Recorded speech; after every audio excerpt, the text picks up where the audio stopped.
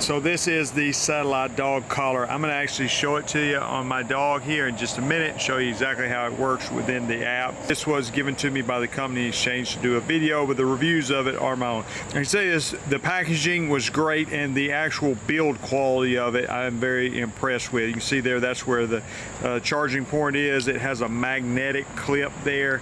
That's how it closes. It's adjustable for many sizes of the dog's neck as far as putting around there. It also comes with longer or shorter of the little metal probes here. Let me put it on the dog. I want to go within the app and show you how it works. You can see here it could go on a much larger dog, and you could trim off the excess of the collar if you want to do so. One other thing to mention, it does come with this beacon, and what this is for is, let's just say there was a piece of furniture that the dog wasn't supposed to be on. You can put this there and it can give the dog a warning wherever this is located, and you can move it around to different locations.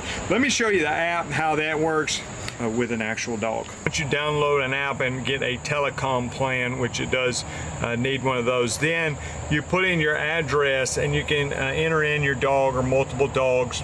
And I put the dog in, took a picture of the dog, and then you can create a simple map or a more complex map. So a simple map, it can be just a square or a circle around a portion of your yard, and it can be huge. I mean, just to give you some perspective, this is about 4 acres that I have mapped out here, but it can be much larger than that. You see, it has the dog's picture where the dog is, and actually underneath the name it says safe, or it can tell you if they're in a dangered area. You can give a good signal to the dog, a go home, a whistle, a warning, so you can do those things and it will make noises or vibrations on the collar. Once you select pet, you see here it goes in there as far as how much activity dogs had versus how much rest. You can turn the fences on or off, so right now I do have them on. You can add the beacon there. You got to scan the QR code to add that as well. And you can create multiple maps. I've just got one created. There's different settings for the collar. So if they get near the boundary, you can adjust the noise level, the vibration, and the static.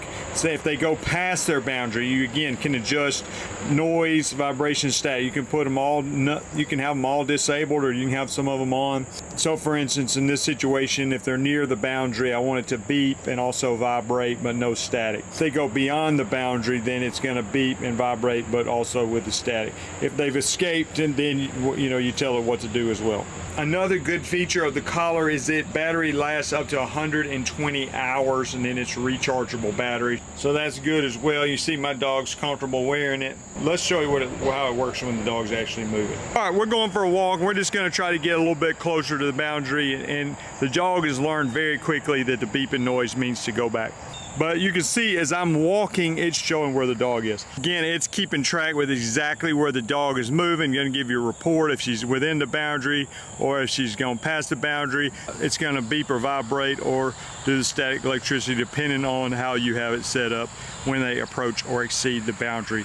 I thought the setup was super simple and it's performed well. No static. My dog responded very well to vibration as well as the beeps, and would turn around and go back into the safe area. You could use little markers to help it learn the boundary if that's helpful. This video is helpful for you in reviewing the collar and showing you a little bit